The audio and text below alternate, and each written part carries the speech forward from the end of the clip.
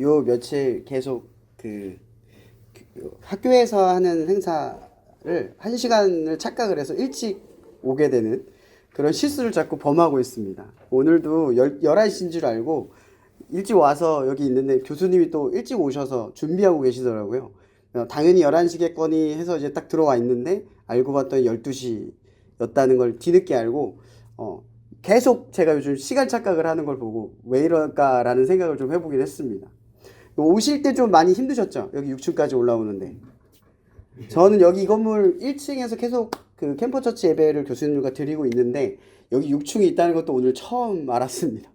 엘리베이터 이쪽 안쪽 걸 타니까 5층까지밖에 올라가질 않는 거예요. 그래서 교수님한테 또 전화해가지고 제가 건물을 잘못 알았는지, 왜냐면 지난번에 충북 교수회 갈 때도 제가 여기서 대기하고 있다가 전기과 쪽으로 다시 이동해야 돼서 또 이동을 했거든요. 그래서 혹시나 해서 전기 그쪽인가 해서 걱정을 했는데 다행히 이 건물 옆에 엘리베이터를 사용하면 6층까지 올라온다는 소식을 듣고 이건 틀리지 않았구나 라는 생각이 좀 들었습니다. 제가 왜 이런 얘기를 했냐면 오늘 또 아침에 온도를 보니까 마이너스 7도더라고요. 엄청 날씨가 추워졌습니다. 제가 이런 생각이 좀 들었어요. 오늘 말씀의 본문은 왜 이런 상황이 벌어졌는가, 왜 예수님이 이런 행동을 했는가 라는 여러 가지 질문들이 주어지겠지만 제가 이 상황을 보고 묵상하게 된 건 뭐였냐면 십자가 없는 은혜는 없다, 십자가 없는 복음이 없다 라는 생각이 들었기 때문입니다. 우리 교수님들, 교직원분들이 이 자리에 모였어요. 얼마나 불편하고 얼마나 사실은 이 자리가 번거롭고 힘든 일입니다. 근데 우리가 이 자리에 오는 게 세상 사람들이 보면 왜 그렇게까지 이 자리에 어떤 의미가 있나 라고 우리가 어떤 비밀을 전해주거나 드러낼 수는 없습니다. 어떤 특별함이 이 자리에 있지 않아요. 근데 이 자리가 가진 특별함은 뭐냐? 그 번거로움과 수고로움 가운데에서 하나님이라고 하는 존재에 우리가 다가선다라고 한다는 거죠. 일상을 살아가면서 우리가 하나님 때문에 겪는 어려운 문제들은 생각해보면 어려움 때문이 아니라 하나님의 은혜에 반응하는 거죠. 말씀대로 살아가겠다, 내가 오늘부터 새벽 기도를 지키겠다 이렇게 또 마음 먹으시면 그 다음날부터 얼마나 수고롭고 아침에 내 일과의 피곤함과 여러 가지 패턴의 망가짐을 느껴요. 저는 그 교육목사로 일을 했을 때 제가 헌혈을 100번 했습니다. 100번을 했는데 그 30살 때부터 쭉 20살 때부터 쭉 해서 30살 때쯤 제가 교육목사를 했을 때 새벽 기도 할 때 새벽 운행을 거의 새벽 4시부터 합니다. 교육자들 진짜 힘들거든요. 새벽 4시부터 일어나서 차량 운행하고 다 태워서 끝나면 또 예배 다시 또 모셔다 드리고 이러고 다시 또 아침에 출근을 해서 저녁 6시까지 있다가 이렇게 퇴근을 하는 거예요. 이런 패턴이 반복이죠. 수요예배 금요일가 있으면 또 중간에 가서 또 하게 되고. 그때 제가 이제 헌혈하러 갔을 때 한 90번째, 80번째 됐을 때였어요. 이제 거의 다 왔다. 제 목표가 100번이었거든요. 100번까지만 하자 했는데 갑자기 헌혈을 거부받는 거예요.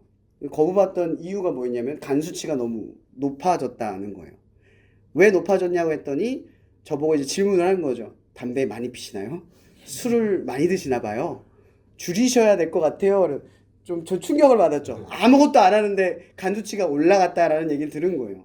그 이유는 다름 아니라 잠을 잘 못 자고 계속해서 깨어 있고 뭔가 이렇게 열중을 하다 보니까 몸을 살피지 못했던 거예요.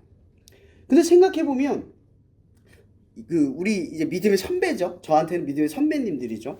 가장 은혜로웠던 순간이 언제이십니까?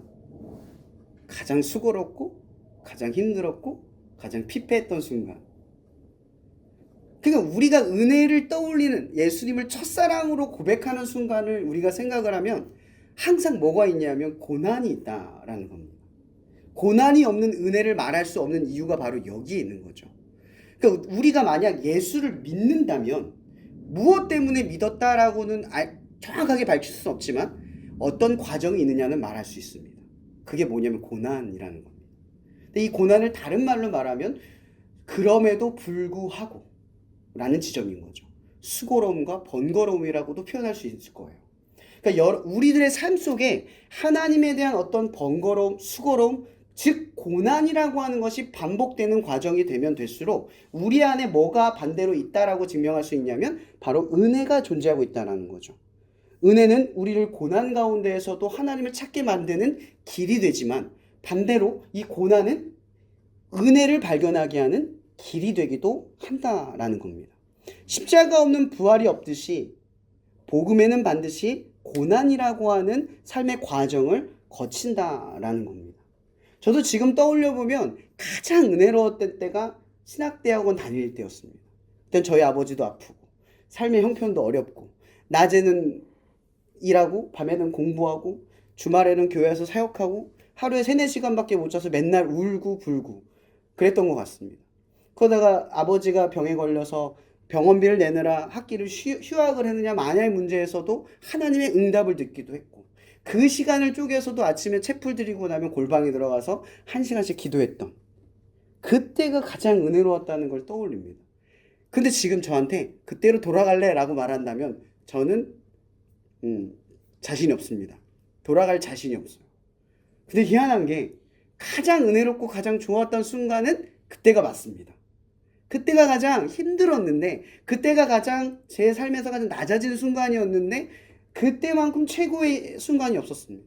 내가 하나님을 위해서 이 정도 살아본 시간, 이 정도까지 내가 극복해봤던 시간, 이 정도로 내가 절실하거나 하나님을 매달렸던 그 시간. 그런데 생각해보면 고난과 은혜는 서로 비례한다라는 겁니다. 근데 희한하게도 아시죠? 인생은 살면 살수록 은혜가 떨어져요. 왜냐하면 고난을 쫓아가는 게 아니라 편함을 쫓아가고 안정을 쫓아가려 하는 경향성이 있으니까.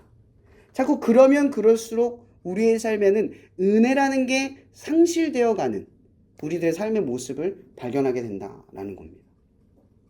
오늘 말씀의 본문은 어떤 배경인지는 아시죠?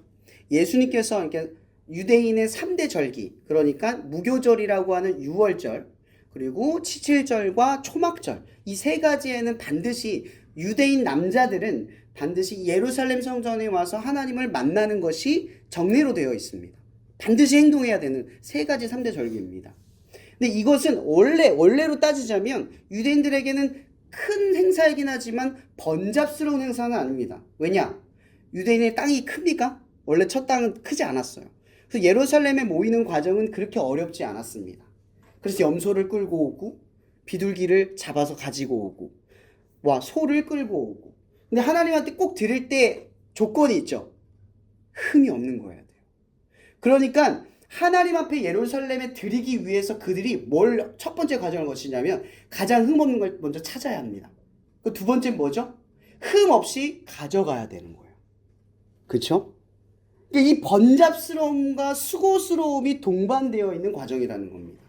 근데 오늘 본문의 과정은 이겁니다. 유대인들이 지금 로마의 핍박을 받고 그 전에 바벨론과 아시리아를 통해서 전 세계로 흩어졌습니다. 그 당시 팍스 로마나라고 하는 그 로마의 지배를 받는 여러 도시로 흩어진 거예요. 바벨론에 가 있기도 하고 아프리카에 가 있기도 하고. 근데 3대 절기가 되면 이 디아스포라라고 하는 이 유대인들이 다시 한 자리로 모여드는 겁니다. 그러니까 이게 보시면 알겠지만 거리와 사람들의 그 차이가 너무 많아지는 겁니다. 무엇으로 이것을 분별하느냐 문제가 커지게 되죠. 그러니까 이것을 생각해보면 이런 제도가 왜 만들어졌겠습니까? 와서 비둘기로 바꿔주고 그리고 돈을 가져와서 소를 사고 그런 식으로 하나님 앞에 흠없이 드리는 이 번잡스러운 과정을 누가 대신합니까? 그 성전에서 매매하는 사람들. 그럼 이 사람들이 처음 이걸 만들었을 때 이건 악했던 걸까요? 의도는 악하지 않았다는 겁니다. 번잡스러움과 수고스러움을 대신했지만 하나님 앞에 흠없게 드리는 이 율법을 완성하기 위한 그들의 선택이었다라는 겁니다. 근데 문제는 어디서 발생이 됐느냐? 사람들은 이 성전에서 매매하는 것만 주목해요. 정말 그것만 잘못이었을까요? 성전에서 장사하고 이윤을 만드는 사람들만 잘못이 아니죠. 항상 손뼉은 양쪽에서 맞아떨어지는 거 아닙니까? 사는 사람이 있으면 파는 사람이 있는 거예요. 그러니까 파는 사람이 있다는 건 사는 사람이 있었다라는 겁니다. 근데 그 사는 사람의 부류에도 문제가 있다는 겁니다. 어떤 부류의 문제죠? 소를 혹은 양을 혹은 비둘기를 멀리서 가져오는 선별하는 분별함. 준비성, 그 가지고 오는 그 성결한 마음, 태도, 그게 결여되고 상실이 되는 거예요. 지금 교회에서도 이제 헌금을 하고 뭐 이렇게 하잖아요, 그죠? 사실 돈으로 누군가에게 감사를 표시하는 것만큼 쉬운 건 없습니다. 감사를 표현하는 건 내가 말을 하고, 말을 붙일 용기를 갖고 행동을 하고, 어떤 선물을 준비하고, 수고스러움에다 표현을 하고, 편지를 하고, 여러 가지 과정들이 있지만 우리가 이 모든 걸 다 일률적으로 편하게 하는 게 돈이죠. 사람들이 좋아하니까. 선한 의도는 바뀌지 않아요. 부모님에게도 우리가 용돈을 드리는 건 부모님이 용돈을 가장 좋아하기 때문이잖아요. 근데 그만 돈만 딱 주고 이러면 이 과정이 어떻게 됩니까? 그 표현 자체는 선하지만 그걸 받는 존재는 어떤 마음과 어떤 생각으로 그것을 받아들이게 되느냐, 이 문제가 생깁니다. 저는 문득 이런 생각을 해봅니다. 여러분, 예배 자리 지키는 게 쉽습니까? 한 번 지키는 건 쉽겠죠. 근데 매번 지키는 건 어려워요. 기도하는 건 쉽죠. 한 번은. 행동 자체가 어렵진 않습니다. 근데 매번 밥 먹을 때마다 내가 이걸 지킨다면 어려워집니다. 마찬가지로 예배 모임도 저는 여러 가지 모임을 섬기지만, 아이들 이제 중고등학교 모임도 하지만 때론 많이 올 때도 있고 적게 모일 때도 있습니다. 어떨 때는 어떤 친구가 그런 하소연을 합니다. 오늘 아무도 안 올 것 같아요. 저 혼자 해야 될 것 같아요. 저는 그런 친구들 앞에 가면 이렇게 얘기합니다. 너가 하나님과의 약속을 했으니 그 시간을 지키는 것만으로도 의미가 있을 거야. 그렇게 이야기를 하고 그 친구를 돌려보낼 마음이 아주 매일 듯이 찢깁니다. 너무 안타까워서. 그 아이가 얼마나 고독하고 힘들게 그 자리를 지킬지를 뻔히 아니까 너무 마음이 아픈 거예요. 근데 그 친구가 그 얘기를 하고 그 자리를 지킵니다. 한 주 한 주. 저는 저희 친구들한테 이제 무조건 말하지만 여러분 예배를 많이 있을 때 지키는 건 다 할 수 있고요. 내가 예배를 지킬 때만 내가 가서 드리는 건 다 할 수 있습니다. 근데 매일 정해진 예배를 한결같이 지키는 거 어렵습니다. 항상 그 자리 지키는 거 어렵습니다. 항상 꾸준히 그 일을 해낸다는 거 어렵습니다. 근데 이 시대는 이러한 가치가 망실되어 가는 것 같습니다. 점점 이러한 가치가 무의미하다고 말해가고 있는 것 같아요.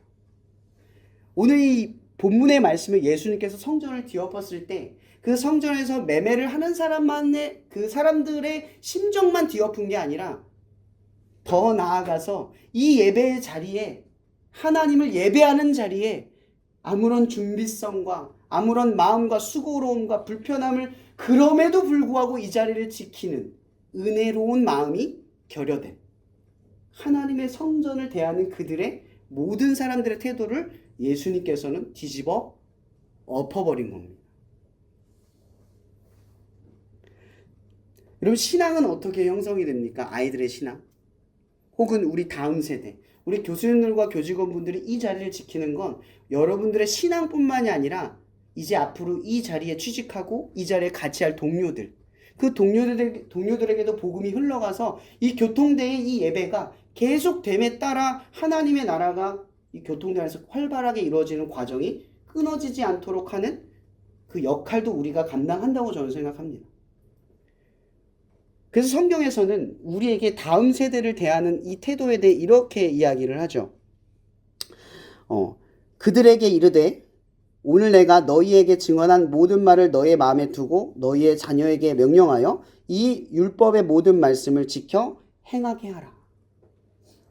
지켜 행하게 하라. 하나님께서 다음 세대를 이어가는 방식이 위대한 일을 해라, 대단한 일을 이루어라, 큰 업적이 필요하다, 영웅이 되어야 된다, 너희들이 대단해야 된다, 이런 말에 있는 게 아니라 지켜 행하게 하라. 이 단수는 말 한마디에 담겨져 있다는 겁니다. 저는 저희 아이들에게도 말하고 교수님들에게도 똑같이 말하고 이 모든 세대에게 한결같이 말하고 싶은 건 지금 하고 있는 이 일을 지켜 행동하라는 뜻입니다. 예배를 지키고요. 근데 그 예배가 교회에서만 드리는 예배가 아니라 이렇게 누군가는 번잡스러움과 수고로움과 의미 없다고 느끼는 그 지점에 찾아가 예배를 드린다면 그 예배 속에 참여하면서 그것을 지킴으로 인하여 누군가에게 행동을 전하고 그 행동으로 인하여 누군가를 지키게 만드는 이 일을 우리가 감당해야 한다라는 겁니다. 우리의 세대가 끝나고 나면 우리가 다음 세대에게 해줄 수 있는 일이 바로 이겁니다. 아주 작고 사소할지라도 지켜 행하는 것. 근데 그 앞에 제가 말하고 싶은 게 이겁니다. 지켜 행하는 일 앞에는 고난이 있습니다. 지켜 행하는 앞에는 수고로움과 번잡스러움이 있습니다. 그것을 뚫고 해내는 여러분들을 통해서 하나님은 역사를 이루어 가십니다. 이게 제가 오늘 여러분들에게 하고 싶은 말입니다. 끝으로 이 말씀으로 마치고 싶습니다. 그 세대의 사람도 다 그 조상들에게로 돌아갔고 그 후에 일어난 다른 세대는 여호와를 알지 못하며 여호와께서 이스라엘 외에 행하신 일을 아무도 알지 못하였다. 왜 몰랐을까요? 이스라엘 땅에 들어간 그의 자녀들은 왜 곧바로 하나님을 알지 못하는 세대로 전락했을까요? 이유는 간단합니다. 이건 사사기 방금 말씀입니다. 여호수아가 죽은 이유 이야기. 사사기 다음에 등장하는 책이 뭐죠?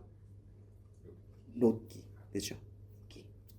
이 룻기는 뭐에 대한 이야기냐? 계대법을 지킨 베들레헴의 이야기입니다. 계대법.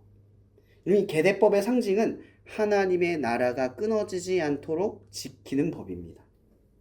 내 형제가 죽어도 그 형제 하나님이 물려준 땅을 하나님의 나라를 다스릴 그 존재가 결여되거나 사라지지 않고 그 씨를 계속해서 줌으로써 하나님의 나라가 계속해서 그 땅에 정착하게 만드는 게 계대법입니다. 제가 무슨 얘기를 하냐면 사사기는 12명의 대단하고 위대한 업적을 이룬 영들의 이야기입니다. 그런데 어느 한 시골 운편에 하나님의 말씀, 이 계대법, 아무도 중요하고 대단하다고 여기지 않은 그것을 지킨 그 이야기가 예수 그리스도의 족보를 완성했다라는 것, 시작했다라는 겁니다. 그럼 하나님의 이야기는 어디서부터 시작되냐? 제가 이 얘기를 마무리하려고 합니다. 하나님이 알지 못하는 세대가 태어나는 이유는 하나님의 말씀을 지키고 행동하는 사람들이 사라지고 어느 순간 이스라엘이 가나안 땅에 들어가서 먹고 마시고 입는 문제에 몰두하는 사람들의 모습이 비춰졌기 때문입니다. 근데 누가 그렇게 비춰졌냐는 거죠. 누가? 이방 사람들이 그렇게 비춰진 건 너무나 당연한 일입니다. 그런데 그 땅에 들어가 하나님의 나라의 사명을 이룰 하나님의 백성이 그들과 타협하고 그들의 문화에 동화하고 그들의 삶의 발의 양식을 쫓아갑니다. 왜죠? 자녀들에게 먹고 마시고 있는 문제를 더욱 중요하게 여기도록 보여줬기 때문입니다. 그들이 다음 세대를 타락하게 만든 건 지켜 행동한 게 아니라 먹고 마시고 있는 문제가 더 중요하다고 다음 세대에게 보여줬기 때문입니다. 끝으로 제가 여러분들에게 말씀드리고 싶은 건 우리가 지켜 행하는 것이 가장 중요하다는 걸 이 다음 세대에게 보여주고 드러낼 수 있고 전할 수 있는 그런 세대가 될 수 있기를 예수의 이름으로 축복합니다. 고난을 무릅쓰고 지키고 행할 수 있도록 우리에게 주시는 하나님의 사랑이 날마다 그리스도의 은혜를 우리의 삶 가운데 떠올리며 성령의 교통 역사하심 속에서 고난을 돌파하여 은혜 가운데 머물기를 사모하는 당신의 자녀들 머리머리 위에 언제나 함께하여 주시기를 예수 그리스도 이름으로 축복하며 기도합나이다. 아멘.